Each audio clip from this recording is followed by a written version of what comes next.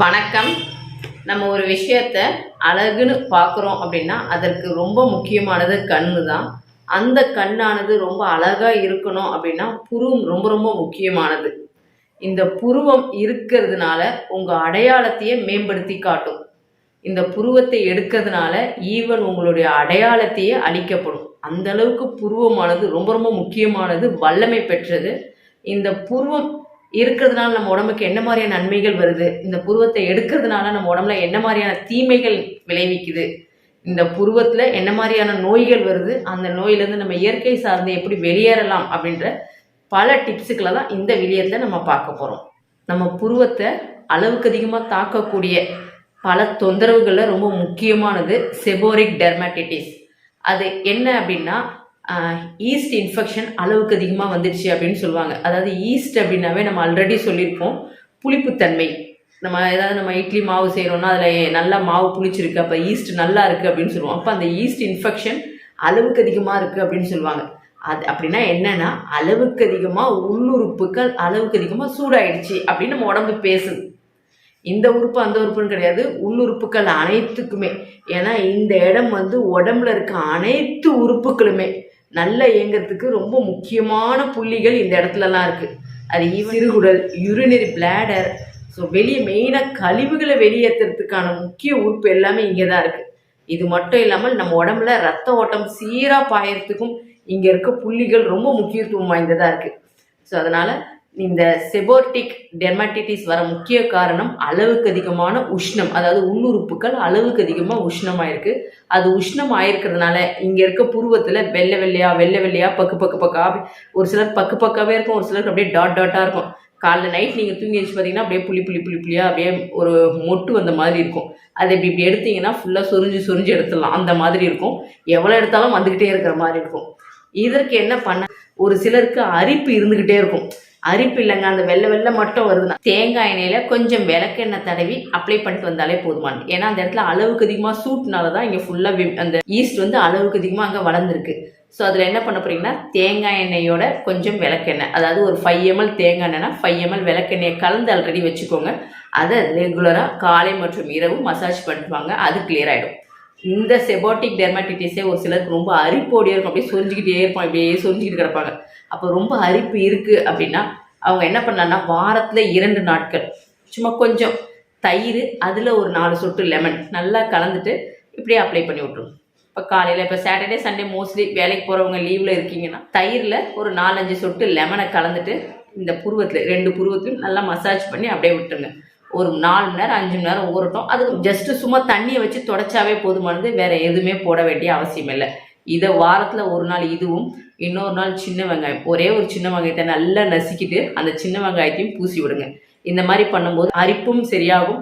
இது இல்லாமல் இந்த எண்ணெய் அப்ளை பண்ணும்போது இந்த செபோரிக் டெர்மடைட்டிஸ்லேருந்து நீங்கள் நிரந்தரமாக வெளியேறலாம். அடுத்தது கான்டாக்ட் டெர்மடைட்டிஸ் அப்படின்னு சொல்லுவாங்க. அது ஏன் வருது அப்படின்னா, இப்போ நம்ம எல்லாருமே சோப்பு போட்டு இல்லை ஷாம்பு போட்டு குளிக்கும் போது என்ன ஆகும்னா, சரியாக வாஷ் பண்ணாமல் அந்த சோப்பு நுரை இல்லை ஷாம்பு இந்த மாதிரி ஏதாவது ஒரு ஆயில் அதிலே இருந்து அதை நாட்பட்டு அதிலே தேங்கி போயிருக்கும் போது அதனால் ஒரு வித அரிப்பு, அலர்ஜி வர வாய்ப்பு இருக்குது. அந்த மாதிரி இருக்கிறவங்க நார்மலாக சுத்தமாக வச்சுருந்தாலே போதுமானது. ரொம்ப அரிப்பு இருக்குன்னா தேங்காய் எண்ணெயை அப்ளை பண்ணுங்கள், அதுவே போதுமானது. இன்னும் ஒரு சிலருக்கு அடாபிக் டெர்மடைட்டிஸ் வரும், அதாவது இசிமா அப்படின்னு சொல்லுவாங்க. அது தோலில் மட்டும் கிடையாது, புருவத்துலேயும் வரும். அந்த இசிமானாவே நமக்கு தோலில் அரிப்பு, அலர்ஜினும். அப்போ தோலில் வருதுனாவே ஸ்கின் ரொம்ப ட்ரை ஆகிருக்கு அப்படின்னு அர்த்தம். அப்போ இந்த புருவத்துலேயும் நம்மளுக்கு வருதுன்னா அந்த புருவம் ரொம்ப ட்ரையாக இருக்குது. அதற்கு முக்கிய காரணம் நம்மளுடைய நுரையீரல் ரொம்ப காஞ்சி போயிருக்கு.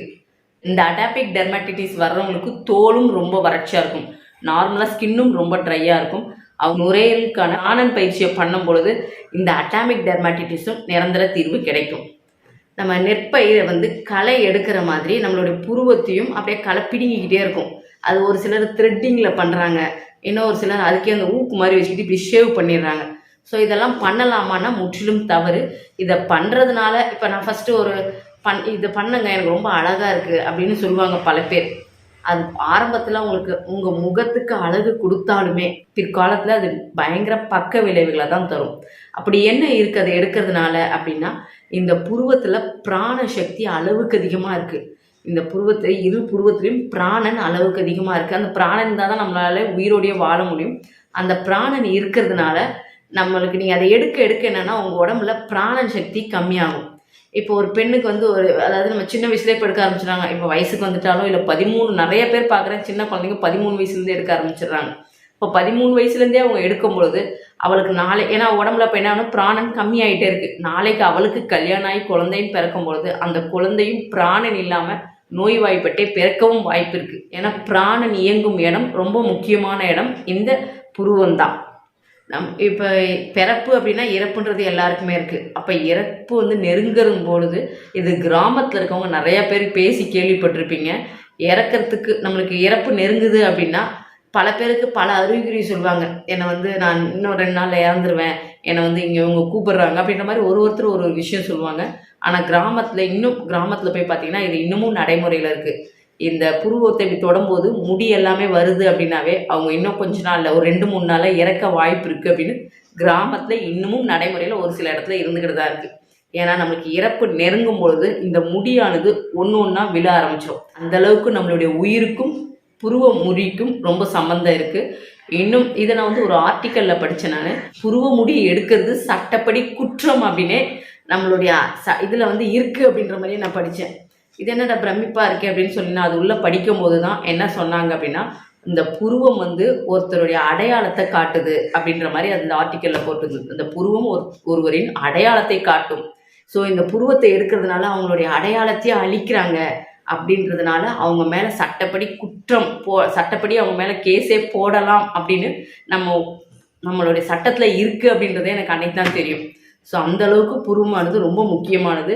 இன்னும் சொல்ல போனால் நம்ம எமோஷன் நம்ம வெளிப்படுத்துகிறோம் அப்படின்னா நம்ம அந்த புருவத்தை வச்சே நிறையா காட்டிக்கலாம். இவங்க சிரிக்கிறாங்களா, இல்லை அழுகிறாங்களா, இல்லை ரொம்ப கவலையில் இருக்காங்களா, இல்லை ரொம்ப கோவத்தில் இருக்காங்களா அப்படின்றது அந்த புருவமே நம்மளுடைய எமோஷனை ஏற்ற இறக்கம் காட்டும். அந்தளவுக்கு ரொம்ப முக்கியமானது இந்த புருவமானது. இந்த புருவத்தை நீங்கள் ரெகுலராக எடுத்துக்கிட்டே இருந்தீங்கன்னா உங்களுடைய ஒட்டுமொத்த அழகின் தோற்றத்தை கூட இது பாதிக்கப்படலாம். பல பேருக்கு வந்து எனக்கு புருவமே இருக்கவே மாட்டேங்குது, சுத்தமாக இல்லை அப்படின்னு சொல்லுவாங்க. அவங்க ஒன்றும் பெரிய விஷயம்லாம் பண்ண வேணாம். நைட் ஆனால் சும்மா கொஞ்சமாக விளக்கெண்ணெய் ஜஸ்ட்டு உங்கள் புருவத்தை ஒரு 3 தடவை விளக்கெண்ணெயில் வச்சு இப்படியே மசாஜ், அதுக்கப்புறம் ஒரு அழுத்தம் ஒரு 3 தடவை கொடுங்க. அதே மாதிரி காலையில் தேங்காய் எண்ணெய். நீங்கள் காலைல 5 மணிக்கு வேலைக்கு ஓடுறாங்க, 4 மணிக்கு எந்திரிச்சு எப்போனாலும் ஓடுங்க, வேலைக்கு ஓடிக்கிட்டே இருங்க, ஒன்றும் பிரச்சனை இல்லை. ஆனால் 1 செகண்ட் இப்படி எண்ணெயில் அப்படியே தொட்டுட்டு ஒரு 3 தடவை இப்படி ஒரு அழுத்தம். இது 1 செகண்ட் கூட ஆகாது. இது நம்ம இந்த பயிற்சி பண்ணுறதுக்கு தொடர்ச்சியாக செஞ்சுட்டு வந்தீங்கன்னா உங்களுக்கு அழகான புருவமும் வர ஆரம்பிக்கும். அடர்த்தியாகவே வரும். ஏன்னா அடர்த்தியாக எந்த அளவுக்கு இருக்கோ உங்களுக்கு பிராணன் ரொம்ப ஆரோக்கியமாக இருக்குது அப்படின்னு அர்த்தம். ஏன்னா அந்த பிராணனை நீங்கள் சும்மா எடுத்து உங்களுடைய ஆரோக்கியத்தை நீங்களே கெடுத்துக்காதீங்க. இன்னும் ஒரு சிலருக்கு இந்த இடத்துலலாம் முடி இருக்கும், அதெல்லாம் ரொம்ப சக்தி வாய்ந்தது. ஏன்னா நம்ம சொல்லுவோம் 3வது கண் அப்படின்னு சொல்லுவோம். அதனால தான் இங்கே பொட்டு திருநீர் இதெல்லாம் வைப்பாங்க. ஸோ இந்த இடம் ரொம்ப முக்கியமான பகுதி. இந்த இடத்துல முடி வரும்போது இயற்கையாகவே அந்த இடம் உங்களுக்கு இன்னும் பாதுகாக்கப்படுது. இன்னும் நீங்கள் ஆரோக்கியமாக தான் இருக்கிறீங்க. ஸோ அதனால் இங்கே இருக்கிற எந்த முடியுமே எடுக்காமல் இருந்தீங்கன்னா உங்கள் உடலானது மிகவும் ஆரோக்கியமாக இருக்கும். நம்ம அடுத்த வீடியோவில் வேறு ஒரு தலைப்பில் பார்க்கலாம். நன்றி.